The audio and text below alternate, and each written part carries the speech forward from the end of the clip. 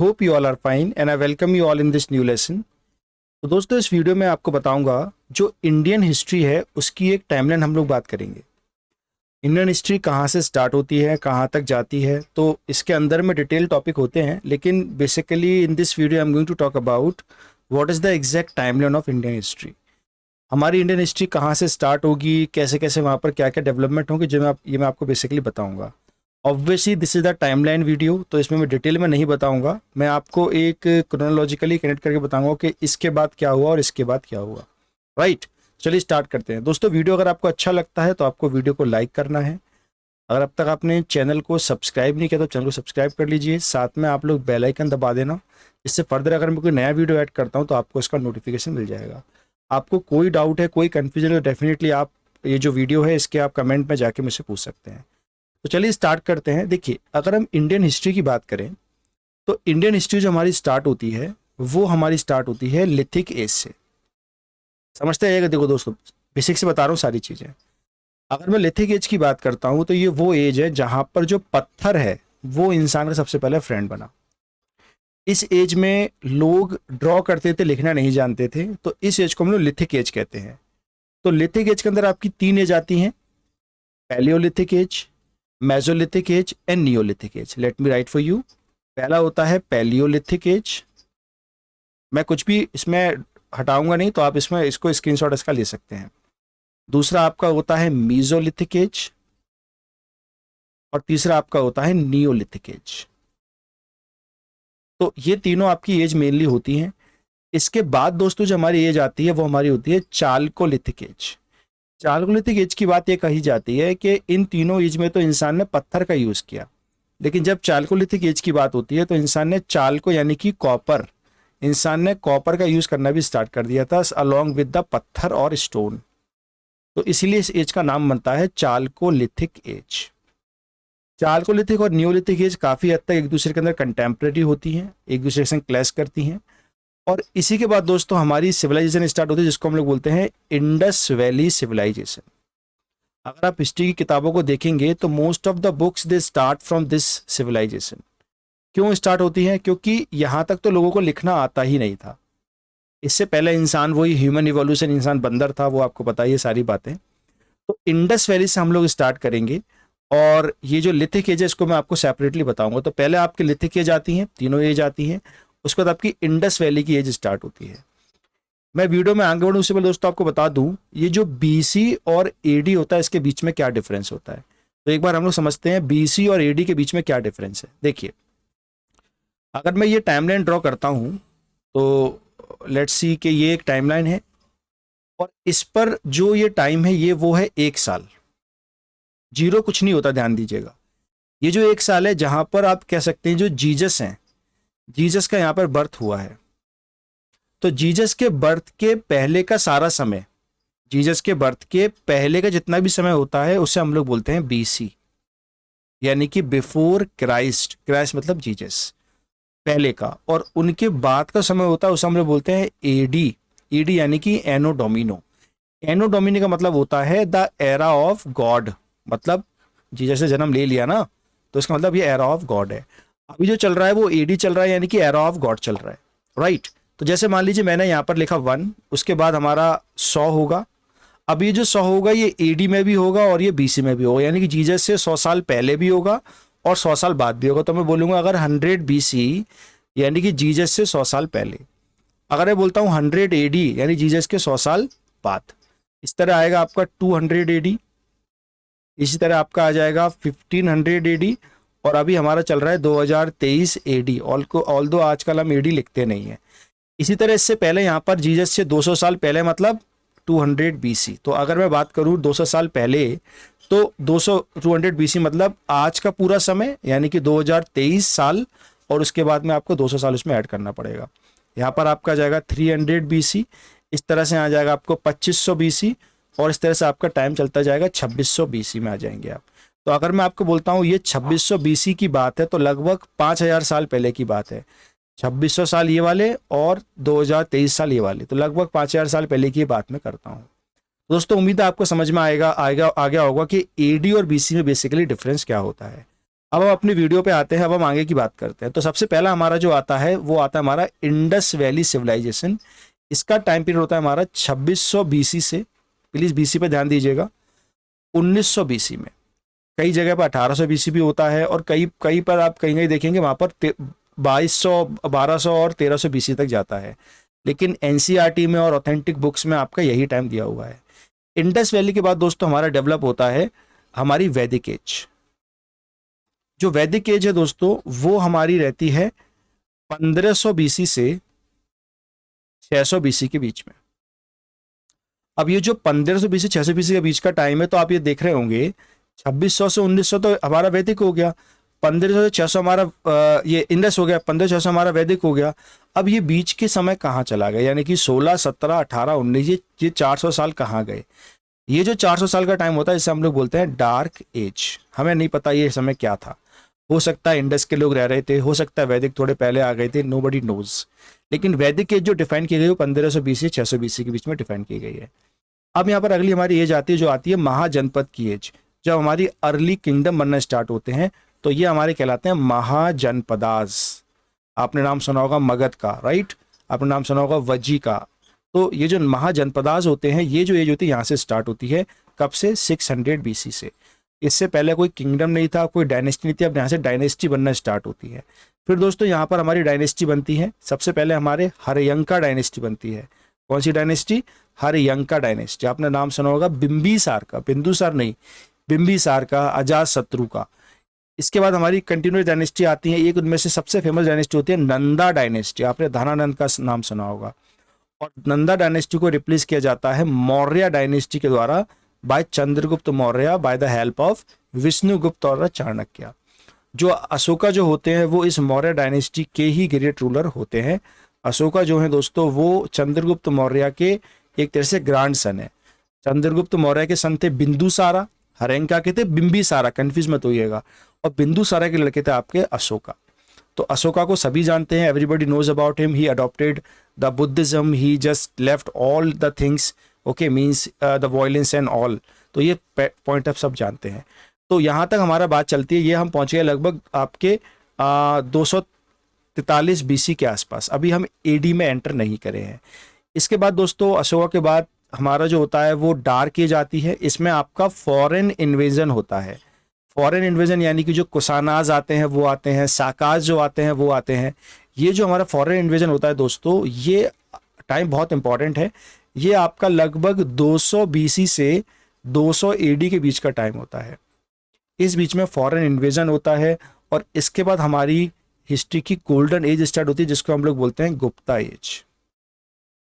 और दोस्तों गुप्ता एज के बाद हमारा आ जाता है, गुप्ता एज के बाद हमारी आ जाती है यहाँ पर, गुप्ता एज के खत्म होने के साथ हमारी लास्ट हिंदू एज आती है, जिसको हम लोग बोलते हैं पुष्यभूति डायनेस्टी।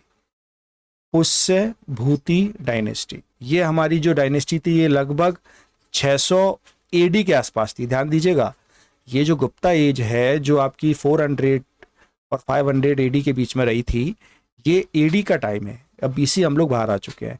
पुष्यभूति डायनेस्टी के फेमस रूलर का आपने सुना होगा Harshvardhan. He was the last Hindu king in ancient India.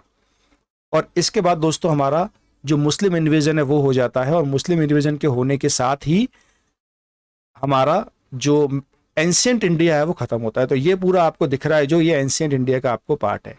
एक बार आप गो थ्रू करेंगे तो आपको पूरी टाइमलाइन पता चलेगी। अब यहाँ पर दोस्तों मुस्लिम इन्वेजन होता है। यहाँ पर मुस्लिम इन्वेजन जैसे ही होता है, जो मीर कासिम, जो कासिम है वो अटैक करता है इंडिया के ऊपर, और यहाँ से हमारा मुस्लिम इन्वेजन स्टार्ट हो जाते हैं। तो चलिए बात करते हैं मुस्लिम इन्वेजन के बारे में। तो अगर हम मुस्लिम इन्वेजन की बात करें तो लगभग 712 एडी में हमारे पास सबसे पहला मुस्लिम अटैक होता है। और इस मुस्लिम अटैक के बाद बेसिकली क्या रहता है, इसके बाद यहाँ पर मुस्लिम डायनेस्टी स्टार्ट हो जाती है। इसी बीच में दोस्तों यहाँ पर जो हमारा साउथ है वहाँ पर चोला एम्पायर फ्लरिश करता है। ये मैं आपको नॉर्थ की बता रहा हूँ, ठीक है ना। किस तरीके से जो महमूद गजनवी है वो सबसे पहले अटैक करता है। महमूद गजनवी हमारा अटैक करता है इंडिया पर, राइट। और महमूद गजनवी के अटैक के बाद यहाँ पर आता है मोहम्मद गौरी। मोहम्मद गौरी का नाम सभी ने सुना होगा। बैटल ऑफ तराइन यहाँ पर हमारी होती है। अब ये जो समय दोस्तों आ चुका है, ये मुस्लिम इन्वेजन का समय आ चुका है। इंडिया में जो हिंदू रूलर हैं they are trying to protect their own criteria और द एरिया। उनमें से एक हिंदू रूलर आपको सभी को नाम पता होगा, पृथ्वीराज चौहान। तो जो पृथ्वीराज चौहान थे, he fought a battle with Mohammad Ghori, और वो 2 बैटल उन्होंने लड़ी, उनका नाम था battle of Tarain, battle of Tarain. तो पहली बैटल उनकी हुई थी 1191 में, और दूसरी बैटल तराइन 2 जो हुई थी वो आपकी हुई थी 1192 में। पहली बैटल पृथ्वीराज चौहान ने जीती थी और दूसरी बैटल में वो मोहम्मद गौरी से हार गए थे।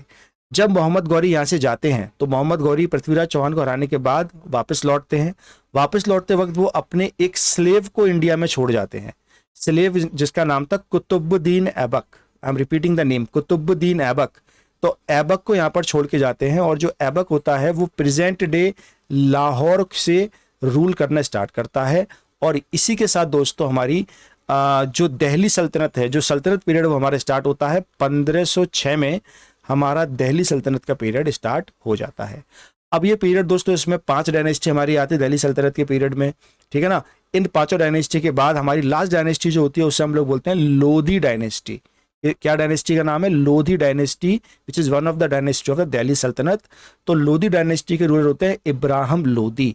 इब्राहिम लोधी को 1526 में फर्स्ट बैटल जो होती है उसमें बाबर हरा देते हैं, और बाबर इस तरह से मुगल एम्पायर को स्टार्ट करते हैं। मुगल एम्पायर हमारे इंडिया में स्टेब्लिश होता है 1526 में, after the defeat of Ibrahim Lodhi. तो ये पॉइंट आप याद रखिएगा, किसके द्वारा किया जाता है? बाबर के द्वारा किया जाता है, who came from the Afghanistan and later on he was originally from the Fergana valley of Uzbekistan. So this is how he establish Mughal empire.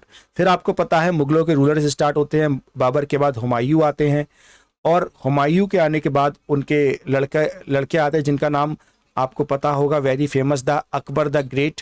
Akbar आते हैं, और अकबर के बाद आपके जहांगीर, जिनको वो प्रेम से प्यार से सलीम कहते थे, जहांगीर आते हैं। और जहांगीर के लड़के का नाम जो हुआ, जो अगले सीट पे आया, उनका नाम था Shahjahan, who is famous for constructing Taj Mahal. और शाहजहां के बाद दोस्तों औरंगजेब आते हैं, हु इज वेरी फेमस और infamous rather, okay, for the for his staunchness, कट्टर बहुत ज़्यादा थे। और 1707 में दोस्तों लास्ट मुगल एम्परर, जो ऑफिशियली जिसको हम लोग कह सकते हैं औरंगजेब, उनकी डेथ हो जाती है। इसके बाद दोस्तों पीरियड स्टार्ट होता है लेटर मुगल्स का, और ये जो लेटर मुगल्स होते हैं ये ब्रिटिशर्स के आगे टिक नहीं पाते। इसी बीच में दोस्तों जो जहांगीर का मैंने आपको पॉइंट बताया है, यहाँ पर ये जो ब्रिटिशर्स है वो एज अ ट्रेडर इंडिया में आते हैं, और ट्रेडर इंडिया में आने के साथ ही साथ हम जो है उन्हें अलाउ करते हैं कि yes you can be the part of India as a trader. तो ये ट्रेडर को उन्हें अलाउ करते हैं। और बाद में जब जो लेटर मुगल्स आते हैं दोस्तों, लेटर मुगल जो आते हैं, वो लेटर मुगल जो रहते हैं वो इनको क्लियरली बताते हैं कि मतलब उनको एक तरह से फारूकशाह जो होते हैं वो बता देते हैं कि yes you can trade freely, Dastak जारी किया जाता है। और इस तरह से जो ब्रिटिशर्स हैं उनके लिए ये चीज़ बता दी जाती है। तो उम्मीद करता हूँ आपने स्क्रीनशॉट ले लिया होगा, नहीं लिया तो ले लीजिए, मैं हटा रहा हूँ इसको। तो अब आगे चलते दोस्तों, अब यहाँ पर ब्रिटिशर्स आ जाते हैं। ब्रिटिशर जो आते हैं वो 16th सेंचुरी में इंडिया में आना स्टार्ट करते हैं, under the influence of Mughal emperor that is known as the Jahangir, right. Jahangir के अंडर में ये आने लगते हैं। और दोस्तों फिर इसके बाद ये 1757 में यहाँ पर बैटल ऑफ प्लासी होती है। बैटल ऑफ प्लासी जो होती है वो अंग्रेजों के बीच में होती है, अंग्रेज और जो बंगाल के बादशाह थे। लेटर मुगल के बाद फ्यूडेटरी जो थे वो अलग अलग पार्ट्स में डिवाइड हो गए थे। तो बैटल ऑफ प्लासी आपकी यहाँ पर होती है, बैटल ऑफ प्लासी होती है। इसके बाद दोस्तों 1764 में बैटल ऑफ बक्सर होती है, और बैटल ऑफ बक्सर के साथ यहाँ पर मुगल एम्पर पूरी तरह से ऑलमोस्ट फिनिश हो जाते हैं, नाम के रह जाते हैं ये। इसके बाद दोस्तों हमारी म्यूटनी होती है, जिसको हम लोग 1857 का ग्रेट रिवॉल्ट कहते हैं। इसमें आपने जो रानी लक्ष्मीबाई उन्होंने पार्टिसिपेट किया, तात्या टोपे ने पार्टिसिपेट किया, इवन जो लास्ट नॉमिनल मुगल थे जिनका नाम था बहादुर शाह जफर ने भी यहाँ पर पार्टिसिपेट किया। And he was very old that time, so he could not do much, but he became the nominal leader of the people. जो वहाँ के जो मेरठ के जो लोगों ने, जो वहाँ के सैनिक थे, उन्होंने विद्रोह किया था, उसके लीडर बनते हैं। बाद में इनको डिपोर्ट करके रंगून भेज दिया जाता है, और ये जो म्यूटिनी हुई थी, जो रिबेलियन ने म्यूटिनी की थी, इसको ब्रिटिश के द्वारा दबा दिया जाता है। इसके बाद दोस्तों 1885 का ईयर आता है, जिसमें जो हमारी इंडियन नेशनल कांग्रेस है, जिसको आज आप कांग्रेस के नाम से जानते हैं, इसको एस्टेब्लिश किया जाता है। इसके बाद दोस्तों हमारा 1906 में मुस्लिम लीग की स्थापना होती है, और 1915 में गांधी जी जो अफ्रीका में थे वो इंडिया में एंट्री करते हैं, तो गांधी जी की एंट्री यहाँ पर होती है। और दोस्तों 1915 के साथ ही साथ आप यहाँ पर देखेंगे 1919 में नॉन कॉर्पोरेशन मूवमेंट स्टार्ट किया जाता है गांधी जी के द्वारा। और इसी बीच में आप देखेंगे कि किस तरह से 1922 में गांधी जी जो है जेल भी जाते हैं इस नॉन कॉर्पोरेशन मूवमेंट की वजह से। और आप देखेंगे यहाँ पर कि किस तरीके से भगत सिंह जो 1928 और 29 के बीच में उनको फांसी दी जाती है। इसके बाद दोस्तों पूरा सिलसिला चलता है, हमारा जो मॉडर्न हिस्ट्री है वहाँ से पूरा चीज़ें चलती हैं, किस तरह से हमने फ्रीडम स्ट्रगल को लड़ते हैं, ये सारी बातें से बताई गई हैं। और फाइनली दोस्तों 1947 में आकर हमें आज़ादी मिलती है विद द पार्टीशन। तो we got the freedom, but this freedom was not easy for all of us, we got the partition also. हमारे देश को दो पार्ट्स में डिवाइड कर दिया जाता है as per the Muslim majority area. तो एक पार्ट हमारा बनता है वेस्ट पाकिस्तान, और एक बनता है हमारा ईस्ट पाकिस्तान, जिसको हम लोग प्रेजेंट में बांग्लादेश के नाम से जानते हैं। 1971 के वॉर में हमने बांग्लादेश लिबरेशन वॉर में इंडिया ने पार्टिसिपेट किया और इसको बनाया। तो दोस्तों इस तरह से आपने सारी चीज़ें देखी, किस तरह से 1947 से लेकर 1971 तक हमने बांग्लादेश लिबरेशन वॉर के बारे में बात की। इसके बाद दोस्तों 1992 में हम लोग एलपीजी रिफॉर्म्स लेके आते हैं, और एलपीजी रिफॉर्म सक्सेसफुल होते हैं। जिस तरीके से आप देख रहे हैं कि कंपनीज इंडिया में आ रही हैं, और अभी 2023 चल रहा है, पॉलिटिकल चेंजेस सारे हो चुके हैं। दोस्तों इस तरह से हमने पूरी एक टाइमलाइन देखी है इंडियन हिस्ट्री की। मैंने आपको सारी बातें बताई हैं, किस तरह से इंडस वैली से स्टार्ट होता है और किस तरह से 1992 तक हम लोग आ चुके हैं, 2023 आप चल रहा है। दोस्तों उम्मीद करता हूँ आपको वीडियो अच्छा लगा होगा। अगर आपको वीडियो अच्छा लगा है तो आपको वीडियो को लाइक करना है। अगर अब तक आपने चैनल को सब्सक्राइब नहीं किया है तो चैनल को सब्सक्राइब कर लेना। So that is all about this video. Video कैसा लगा कमेंट करके बताइएगा। Thank you so much, take care.